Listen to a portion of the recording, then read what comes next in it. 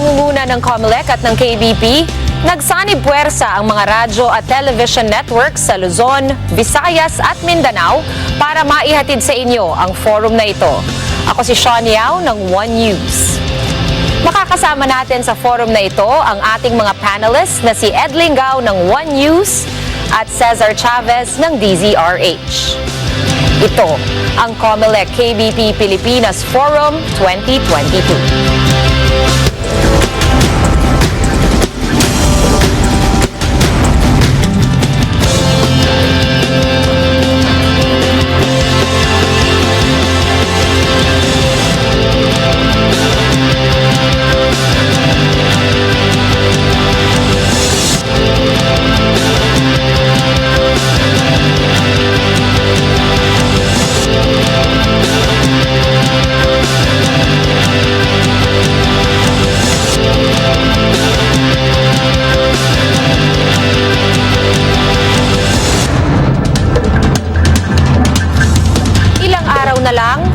Halalan na. Pero nais pa rin tulungan ng COMELEC itong mga botante natin sa pagpili ng mga tamang kandidato. At ngayon, makakasama natin ang presidential candidate na si Ernesto Abella. Welcome to the forum, Sec. Thank you, Shawn. Simulan na natin ang forum sa inyong opening statement. Bibigyan namin kayo ng 5 minuto na ilatag ang inyong plataforma. Ang tanong, paano mo iaahon ang Pilipinas sa mga hamon at krisis na hinaharap nito ngayon? Okay, maraming salamat po. Thank you for the opportunity na makasalamuha kayo, Ed, Cesar, and Shawn, of course. No? Ito pong yung tanong nyo, paano ba ang plano natin upang maiahon ang ating mga mamamayan sa kahirapan? Una siguro magsisimula ako sa paniwala ako na ang Pilipinas ay isang bayan na may tawag at tadhana.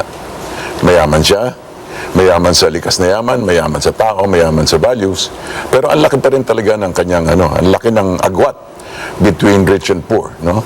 According to statistics, may 23 to 26 million Filipino na below poverty level. And below poverty level means family of 6 receiving 12,000 pesos a month. Below 12,000 pesos a month. At saka, pero sa loob nun, ng 23 to 26 million na iyan, ay meron tayong 12.5 million Filipinos na nakakaranas ng gutom on a regular basis. So yun ang tinatanong mong hirap, no? Paano maiaahon sila?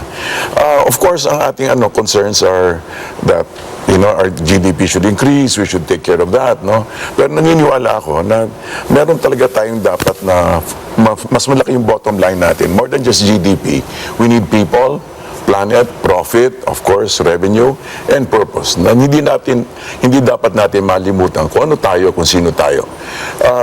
Balikan natin yung yaman, no? Ang Pilipino, meron tayong mga 10, no, sa Forbes Rich List. At yun sa Forbes Rich List na yan, ay meron din tayong, below that, meron din tayong mga 400,000, nearly 400,000 Filipinos na considered rich. And yet, katulad ng sinasabi ko, meron tayong 23 to 26 million people who are living in poverty. Ngayon, napansin ko rin sa trabaho ko sa DFA, dati ko trabaho sa DFA, na may mga before the pandemic, mga 4,000 to 5,000 people applying for jobs outside. At napansin ko lang kapag pinag-aaralan ko, karamihan nito ay mga people with low skills. At mukhang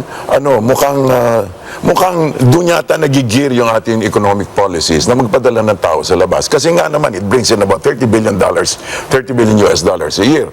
So, it readily brings in the cash for us to be able to pay off our debts.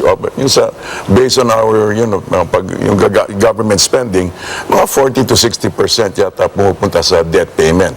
So, kailangan talaga ng inflow. In which case, ang nangyayari, instead of really pushing sana yung mga mega industries, parang mukhang, no, if you look at it, mukhang ang naging economic strategy natin is to send out people, have them send money in. But it doesn't cover every need. So, kung titignan kasi natin lately, for example, not lately, but for the past several months, and of course years, nung kausap ko pa yung mga, nagta-town hall pa kami sa DFA, yung mga kausap natin ng mga Pilipino, kadalasan sa kanila, mga karamihan ang nakausap, for some reason or other, kausap namin mga farmers, no? At lagi lang inaangat, sabi, sir, ano ba, paano nyo kami matutulungan, no? Una-una yung pataba, presyo ng pataba, hanggang dyan na, yung presyo ng, because of RCL, Rice Tariffication Law, hanggang dyan lang. So, ang nipis talaga ng kanilang, ang nipis ng kanilang kita. I was talking with a number of farmers just very recently, and sabi nga, ibibenta na nila yung kanilang property. Ang tanong ko, kanino ibibenta? Lugi naman kaya? Sabi na, sir, sa mga land developers. So, there seems to be, may medyo asymmetrical yung natin, yung growth natin. May kumikita sa lugi na marami. So, if there's anything that ang plano talaga natin, Shawn, like you asked, is that kung pwede, if you can just make a concrete goal of lifting up these 23 to 26 million people out of poverty and to eradicate yung hunger ng 12.5 million. How do we do that? We do that by making, number one, agriculture a mega industry. I know that in the scheme of things, no, ang baba talaga ng agrikultura. We only spend so much on agriculture. So what we would really like to do is make it a mega industry along with IT, digital, along with education and health. Why? Because these are all part of it. Of course, kaakibat nung sa agriculture is also yung, for example, the domestic tourism. Gusto natin talaga na sumubay sila sa pag-grow ng agriculture. Kasi malaki yan eh. If what we intend to do, Cesar, is to build an agricultural ecosystem. Meaning to say, idikit natin sa research and development with the schools, manufacturing, for example, and then also specialized specialized economic zones where na ilalagay natin, let's say, in very strategic places where there is really hunger, incidence of hunger. Mindanao and the Visayas, meron talagang specialized economic zones doon na kung saan we'd like to be able to address and make sure that our hungry Filipinos are addressed and that there'll be more jobs and there'll be more opportunities. Basically, yun. Alright, we'll just pause for a short break. At sa susunod na parte ng ating forum, aalamin natin kung ano ang plano ng mga kandidato tungkol sa pagtaas ng presyo ng mga bilihin, matinding kahirapan at kawalan ng trabaho. Abangan natin yan sa pagbabalik ng COMELEC KBP PiliPinas Forum 2022.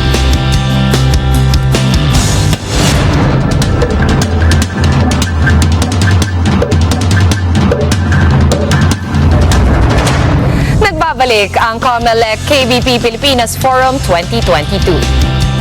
Sisimulan natin ang forum na ito sa presyo ng mga bilihin at kahirapan. Ang ating unang tanong ay manggagaling kay Ed Lingao. Ed. Hi sir, good day to you at thank you for joining us today.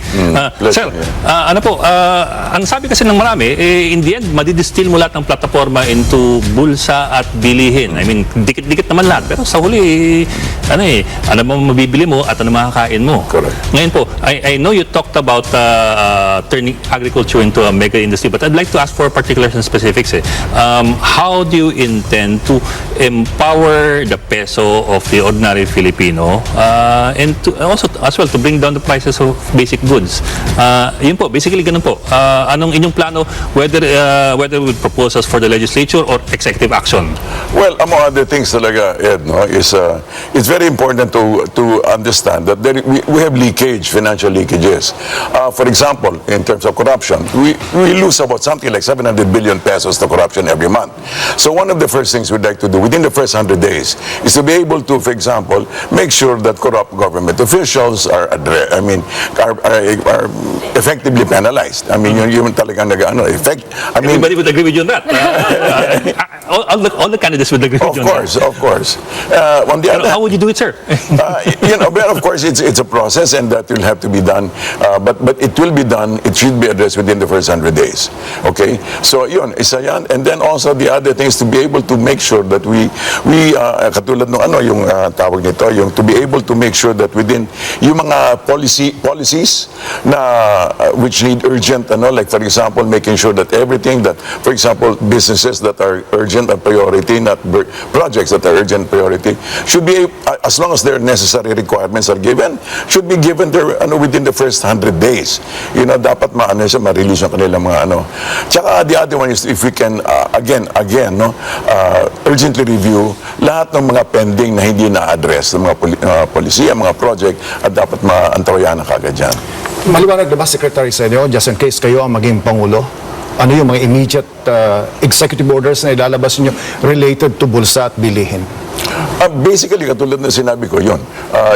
Number one, make sure that ma-review kaagad natin kung ano yung mga polisiya na that need to be reviewed very currently. For example, yung mga projects na among other things, for example, yung mga for example, renewables, everything, the energy, for example, Kuryente, for example, sir, di ba? That's right. If you don't mind, i-direct ako dun. Sir, problema natin na presyo ng kuryente. Right. We're among the highest, if not the highest in the region. And that affects everything else. Correct. Yung presyo at yung panggastos mo. So, anything you have in mind for that? Of course, ang kailangan, we need to be able to source our renewables, no? Dapat mabigyan pansin, it needs maantabayanan, and we should have a very clear focus on making sure that we have that yung ating alternatives, so for example, the renewable wind turbine and wind turbine and solar should be given exact attention as soon as possible so that we can address that. And also, we're of course, a little bit alanganin tayo sa, for example, nuclear because of certain political implications. Pero we're open to discussing that. Secretary, again, sa kuryente. Ako ay taga Camarines Sur. 10 hours, 11 hours, 15 hours sa isang araw. 3 beses sa isang linggo. 2 dekada na yan, Secretary. Ano ang pagkakaiba ho ninyo sa pagbibigay ng solusyon dito? Okay, number one, I'm not that familiar with Kamsur. But let me just ask, for example, why exactly is it being held up? It's basically cooperative. No? Isang problema ngayon sa kuryente sa buong bansa, yung electric cooperative mismanagement and of course other than resources. Pero kayo, saan kayo naiiba rito? Anong solusyon ho ninyo para mawalan ito, mabawasan itong mga brownout na ito? Happening not only in Luzon, including Visayas and Mindanao. Patungan ko na rin, sir, kasi problema rin sa Mindanao yung brownout. Correct. No, the thing is, katulad yan, what did I do? I asked him exactly why. Because I cannot just be mouthing solutions of Then I said mismanagement. Correct. Resources. In which case, there must be a very quick review of what is happening in terms exactly of what mismanagement is all about. And that should be given first priority, especially within the first 100 days. Alright, pag-usapan naman natin ang trabaho, kabuhayan at negosyo ng mga Pilipino. So, kawing pa rin to sa mga topics natin earlier on.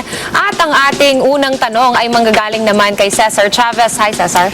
Thank you, Shawn. Secretary, binanggit niyo ang Pilipinas ay maswerte sapagkat nakatadhana tayo ng maraming kayamanan. Tama. Pero at the same time, binanggit ho ninyo na 23 to 26 million people, Filipinos, living below poverty incidence. Pero pag-usapan muna natin yung sweldo. 537 pesos ang sweldo araw-araw, Secretary. Ang tanong ko ay dalawa, rolled into one. Ano ang magiging executive action ninyo? Kasama ang legislative agenda, kung mayroon man isa, dalawa, na gagawin ho ninyo first 100 days. Within the first 100 days, of course, ang plan, immediately, of course, yung mga ayuda has to be rolled out. All right. That's already taken for granted. But the other one is talaga, what we need is to be able to set the foundations for, katulad na sinasabi kong, ano tawag nito, mega industry, for example. We can come up with one of the agriculture sa mega industry. One among other things, what we'd like to do is to be able to partner, let's say, with IPs in order to be able to make sure that, for example, we can effectively come into a partnership with them so that we can have plantations for trees, fruit, timber, so that magkaroon tayo ng not just opportunities for jobs but also opportunities for businesses. So these are among other things that we have lined up. Secretary, reporter pa lang ako 1987. Yes. Lagi nang hinihingi yung pagtataas ng sweldo. Taon-taon mo yan, May 1. Kayo ho, ano ang policy framework ko ninyo? Basically, if you're asking me, we should give fair fair wages. Fair wages. I was talking with Collective bargaining agreement or legislative? It has to be both. It has to result from a conversation. Pag-usapan natin kung ano talaga ang pupwede. And when I say pag-usapan, I mean, for example, one of the things that what was being suggested to me yesterday was very recently was that, for example, if you give a fair level minimum wage all over the nation, then you could decongest the city kasi magtatakbuhan sila sa baba. Of course, what you need to do is kung I don't know if you can immediately do that, but maybe you can transition just as long as, for example, one of the things that we could do is, for example, transfer, for example, encourage domestic tourism, apart from domestic tourism, ecotourism, so that you could have a more robust hospitality industry in the provinces. Especially kung saan kung medyo mas neglected, maganda nga pero wala nga mga negosyo, so we could develop stuff like that. And or, for example, when we develop agricultural industry, we could also develop yung, the health and wellness aspect. Like, for example, we could actually, one of the most successful businesses right now is this mangosteen thing, and the bitter herbs. Hindi lang pinapansin yung mga ganun, but we could actually scale that up and make sure that there are jobs, and not just automated jobs, but actually jobs for many people, including design, creativity, and planting. How do you plan, Yasek, to make it trickle down though? Kasi usually, larangan pa rin yan ng big business. And when you speak about big industries, sila nga normally yung magdo-dominate. Pero pag nagdo-dominate yung big industries, kalimitan, na-ignore na yung mga nasa baba. Thank you for pointing that out, Shawn. Actually nga, we want to bypass, quote-unquote, big business. Kasi big business naman and big pharma are not interested in, they're interested in other things, no? I mean, well, I don't know about big pharma, but for example, most of the really big names are interested more in real estate and the capitals market. Pero if we want to go, for example, we want to improve, for example, micro, small, and medium enterprises, especially micro and small. Kumbaga, for example, there's this particular, I go back to mangosteen, no? May isang mangosteen manufacturer. He's been doing very well, but I think his problem is scaling up. That is where, for example, our government could be able to come in and help micro and small businesses scale up when they actually need additional capital na. So, going back to your question, how do we do that? Gusto natin pagbigyan tuon ang micro, small, and medium enterprise, especially the micro and especially the small. Pero sir, I think all administrations have made that same declaration that they want to help small and medium scale enterprise. I remember nung late 80s yung Kalakalan 20 ni Oscar Orbos, kaya siya sumikat at ginawang executive secretary ni Cory, but because Kalakalan was supposed to beef up the SMEs. I think the missing point was the political will to be able to carry that out. Now, since I really come from that kind of background, that's exactly what I'm going to be focusing on. I was talking with somebody well, actually, I'm really considering him to be Secretary for Agriculture, no? Sabi ko sa kanya, bakit interesado ka sa tawag nito, sa mga mahihirap? Malalaking korporasyon na may management dati. Sabi niya, kasi sir, nakaranas kasi ako ng gutom at nakita ko ang gutom. So there is a world of experience. And there's a world of experience. For example, people can make all sorts of declarations, but at the end of the day, what is needed is the political will. And it comes out of vision. It comes out of the hugot. Saan man nanggagaling yung kanilang gusto mangyari? Yung political will ay dapat may kaakibat na policy. Correct. Framework sa isang presidente. Correct. At kakailanganin mo ang both houses of Congress. Correct. Yung kalakalang dalawang po ni dating Congressman Oscar Orbos, former Executive Secretary, ang target noon ay hanggang sa komunidad. Tama. Is it political will ng presidente o political will ng lahat? Or concretely anong political will yan? When I talk about political will, I mean talking about a more inclusive conversation, Cesar. No? For example, hindi lang naman tinutulak pa babae. Dapat kinakausap sila. And that's exactly what I've been doing. I've been going around, people have been asking, for example, what kind of campaign do you hold? Sabi ko, basically, I engage in town halls. I talk with them, I go to them and said, ano iniba nyo, for example, with another presidential vote? Kasi they compare me, let's say, with another faith-based presidential vote. Sabi ko, we are not running on religion. We're running on, for example, we're running on strategies. And sabi ko, how many people have actually come down and sat with you and asked you what your problems are? And my commitment is I will listen to their solutions. In other words, what you really need, in order to form effective policies, is to actually have a healthy, robust conversations, even if they disagree with you, and even if they tell you, oh, you're BS. Alright, sa susunod na parte naman ng ating forum, alamin natin kung ano ang plano ng ating mga kandidato para sa edukasyon at sa healthcare system ng bansa. Abangan natin yan sa pagbabalik ng COMELEC KBP Pilipinas Forum 2022.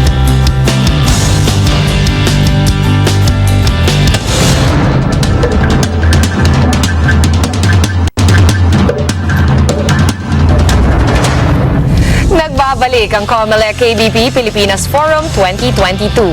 Kasama pa rin po natin si Presidential Candidate Ernesto Abella at ang ating mga panelists na sina Lingao at ng One News at Cesar Chavez ng DZRH. Ngayon naman ay pag-uusapan natin ang edukasyon. Ang ating unang tanong ay manggagaling kay Lingao. Ed. So, a few months ago, naglabas ng study yung UNESCO, UNICEF at yung World Bank showing na out of every 10 Filipino children, isa lamang ang kaya magbasa ng simpleng teksto at maunawaan ng teksto na yon. And I think that doesn't even already include yung effects ng pandemic kasi even before that may ganun Pero let's boil it down to that. What do you have in mind to beef up our educational system to make sure that the other 9 are able to catch up? Yeah, well, thank you for asking that, Ed. No? Una-una talaga, I believe, since we're not, English is not our mother tongue, and we have other dialects, no?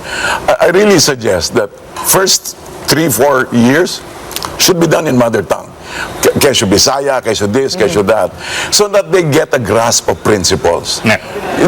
Isipin yung una. May baseline. May baseline. Pati dapat naiintindihan. Lalo sa, kahit 3 hours lang reading, writing, arithmetic. Lalo sa arithmetic. Hindi lang naiintindihan addition and subtraction. Hindi kasi, wow, subtraction, that's a multi-million peso word, di ba? Pero pag dagdag, bawas, wow, that's a dangerous word.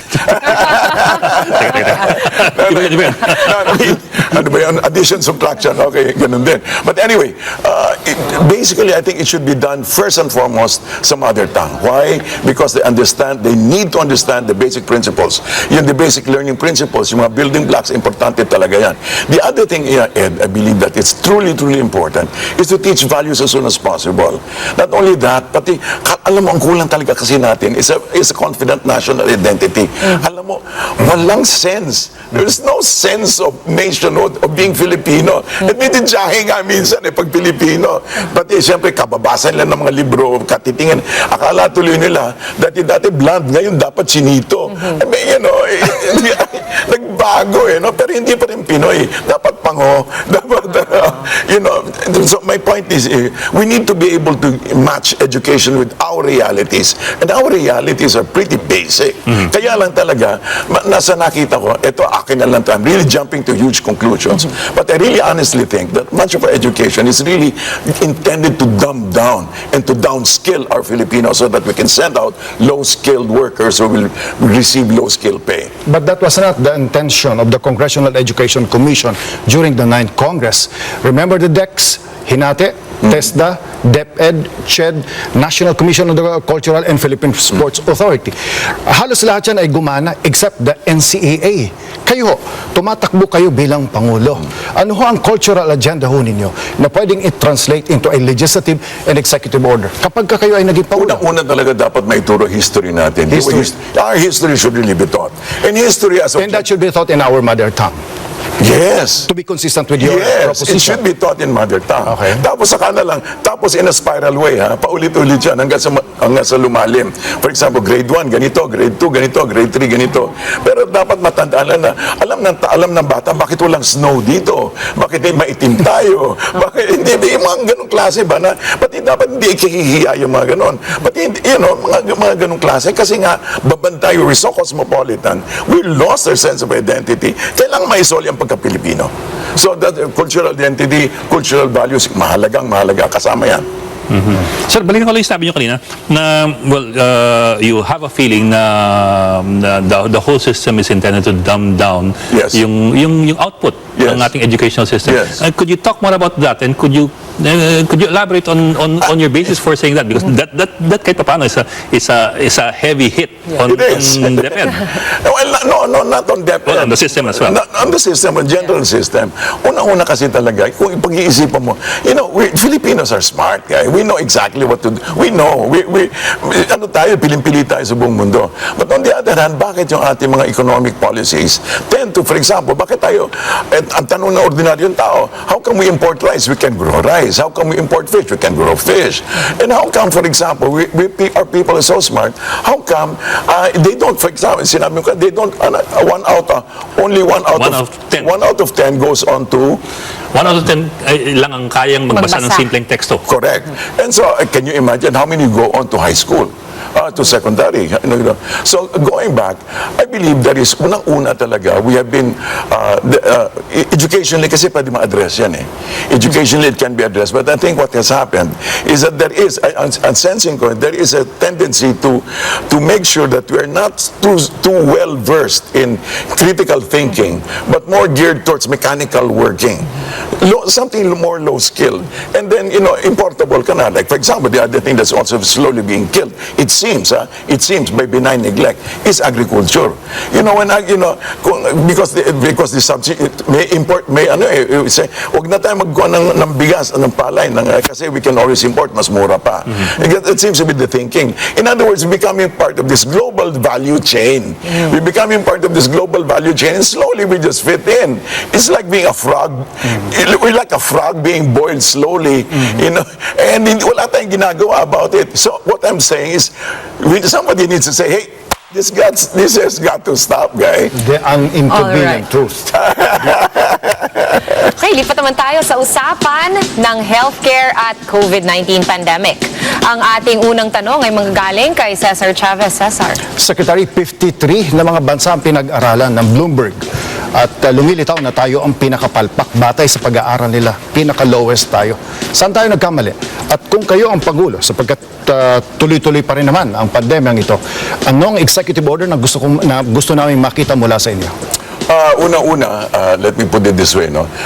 Let's just begin that I will not put it in the terms of palpak. All right. Because what they did was according to their best lights. They acted according to their best lights. But what I would do, for example, I would still do the standard thing. Number one, free mass testing. Free mass testing. As dapat cover dyan. Pangalawa, precision lockdown if and when necessary. And thirdly, ang dapat binibilang, hindi naman COVID cases ang dapat mabilang, adverse reactions and mortality rates. Na kung saan doon na mataas ang kamatayan, hindi doon na pag-aralan. Pero just, because I think we need to be, where are we coming from? Let's learn to live with this. Let's learn to live with the pandemic. Let's learn to live with COVID-19. Let's make, it can be downgraded to disease number 2 typhoid, cholera, and parang cholera lang siya, or dengue. It's there, but we can live with it. Dagdag ako ng konting context. Kaya tayo ay pinakamababa batay sa kanilang pag-aaral dahil maaaring walang playbook within the next 3 months mula noong March 2020, pero inabot tayo ng 2 taon, 1 taon, 2 taon. Naging mabagal ang mga desisyon ng gobyerno. Ano ho yun? Well, basically, I think and without putting blame, I think we can say that, katulad na nangyayari, let's say, sa ating neighbor who want zero COVID, massive lockdowns don't exactly work. That's why I'm suggesting precision lockdowns, and only if and when necessary. So targeted lockdowns. Targeted lockdowns, and only where there are high mortality rates. Kaso kasi, this is stepping on other ground. Pero based on the report, based on several reports, some of the highest death rates resulted from when the vax was rolled out. So there are two schools of thought regarding that. So that's why I'm saying, check the adverse reaction, check the mortality rate, and make sure that we don't just lock down, because we need the face-to-face. After all, our people are micro, small, and medium enterprise people. People need to have face-to-face. Kailangan makipagnegosyo. Paano ka bibenta ng siopaw kung hindi naman pwede online yung siopaw? What about your plans, sir? Yeah, for Let me basic... back about, you were saying something like, the higher death rates were during the vaccination. Well, apparently, there's a report out there that when the vaccines were rolled out in March 2021, the death rate spiked. And if kung susundan mo kung saan naman nag-down, I think, basta pwedeng sundan kasi, it's not directly, this is not saying it's directly correlated, but there seems to be some sort of correlation. Yes, sir, but well, of course, it could be cause and effect, but it could also be an effect, and this is the cure. I mean, you could possibly look at it that way na mataas ang death rates, that's why they rolled out the vaccinations all the more. I mean, Actually, there are two ways of looking at that. Actually, nag-start ang COVID sa atin noong 2020, tama? Apo. But the death rates were not noticeable. The death rates remained more or less normal within the normal range. But when the vaccine was rolled out, it looks like there was also a spike. Is that your opinion, Secretary? Sapagkat gumaganyan tayo, tapos tumaas yung ating... That's not my opinion, that's just my observation. Secretary, bakunado na ho ba kayo? I have natural immunity. What does that mean, sir? You acquired COVID already? Actually, I acquired COVID. But scientists say that that's not enough. In fact, they say that the hybrid immunity is the better kind of immunity. Well, there's several schools of thought regarding that. But on the other hand, I seem to be surviving pretty well. All right, we'll just pause for a short break at ipagpapatuloy natin ang usapan sa ating pagbabalik.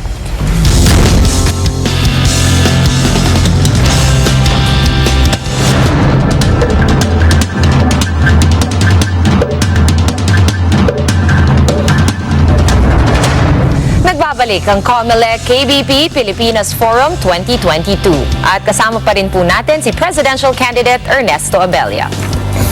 Ipagpapatuloy natin ang ating usapan sa healthcare. Ed, may tanong ka. Sir, balikan ko lang yung kanina pag-usapan natin. If you do become president, I'm sorry, yeah. well, okay. Pero sir, whatever the case is, if you do step into Malacanang, kasagsagan yun ng programa ng bakunahan ng gobyerno. But on the other hand, the impression I'm getting is that you're not exactly a proponent of vaccinations. Sabi nga ninyo, natural immunity yung inyong inaasahan. So, saan pupunta yung vaccination program ng gobyerno? Will you pursue it? Will it not be as encouraged anymore? And No, well, let's put it this way. Again, let me go back to my four bottom lines. No? Una, people's welfare. Secondly, planet. And third, of course, revenue and then purpose. Unang-una, tingnan natin ang epekto sa mga tao. At the end of the day, kasi the issue at hand is whether vaccination. I know it's an old trope, no? Yeah. It's already used trope. But while it is still experimental, the option should be available. Like, it's not yet fully assured. It's not yet fully assured. And the option is? And the option is you can opt out. You can opt not to be vaccinated. On the other hand, there are two actually there's only one real vulnerable sector, and that is the adult, and that is the senior people. And they should be cared for. Their immune system should be boosted. And and the other thing, of course, regarding healthcare though, and it is stepping one step aside from COVID-19, is to make sure that children within the first 1,000 days of their life should be cared for properly and given proper nutrition. Otherwise, we will have a more stunted population. And by the way, we already have the most stunted population in ASEAN. It used to be Indonesia, but now this is the Philippines. We have the smallest kids, we have the smallest brains, and small brain, small mind. It's almost correlated. That's what I wanted to ask you, Sec. Healthcare, even before the pandemic, here in the country was dismal. Access to it is almost impossible. Some people, kahit they can afford naman, it's just not available. How do you plan to bring healthcare out? You mentioned kanina you wanted to bump up agriculture and domestic tourism. How can we do that when the healthcare system is, sorry to say, like it's very much lacking? And another thing is, kasi 'di ba, bago ka mag-aral, bago ka makapagtrabaho, kailangan malusog ka. It's very basic. Correct. Now, I totally agree with your malusog idea. And if there's anything at all that we should really take care of, is precisely our youth, no? Make sure that they're properly fed, properly nourished. I mean, I tend to listen to the words of Minu Shafiq, the current head of London School of Economics. Ang lagi yung sinasabi, dapat alagaan natin ang nasa primary at saka yung senior. Those who are starting off and those who are in the golden years. Dapat pangalagaan talaga natin yon. And how do we do that? By making sure that they're given all the proper nutrition, health care, especially in both ends, parang binubuk end. Tapos, kumbaga kahit na libre yan, yung nasa gitna, yun ang magbabayad. Alright, dumako naman tayo sa iba pang mga issues, Cesar. Secretary, ang Pangulo ay nagdesisyonan na putulin yung isabong at sinundan na yan. Timely ho ba ang desisyon niya o mabagal ang desisyon ng ating Pangulo? Ay, yung patungkol sa isabong. Isabong ho.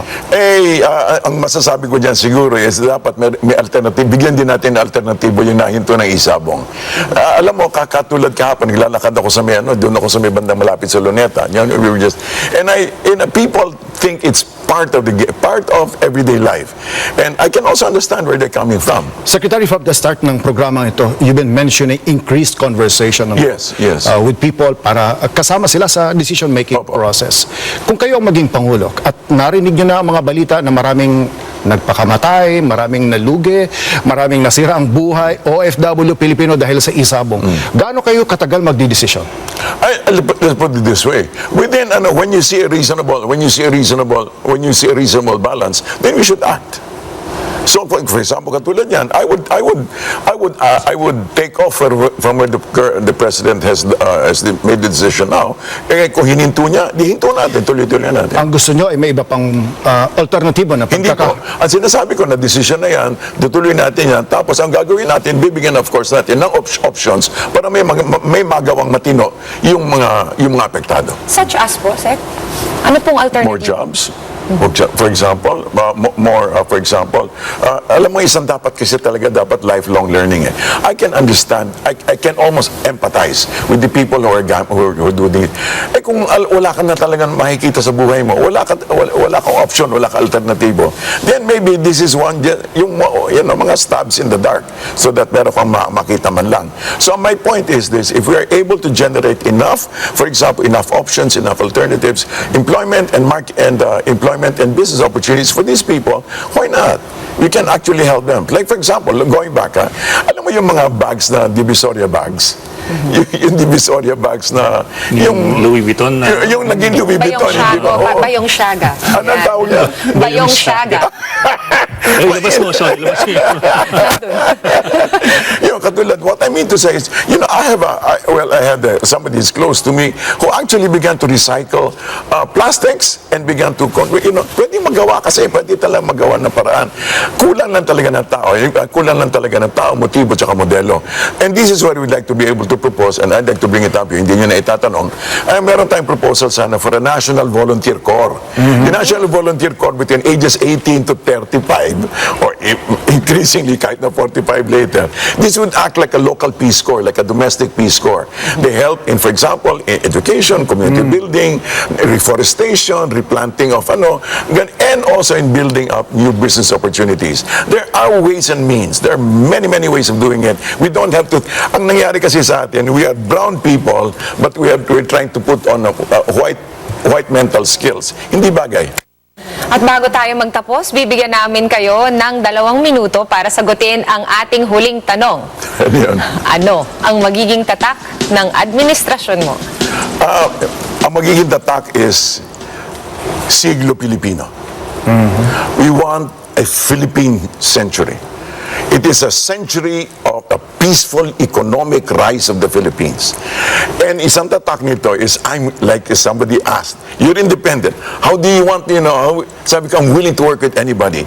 But more so, God willing, put as president, I would continue a lot of the good things that the president has done, and I would talk to the next one and say, let's do it this way, and then the third one, if we could establish a train, a policy train, a way, a perspective, na kung the next several presidents to be able to build a solid foundation for the peaceful economic rise of the Philippines, a siglo Filipino.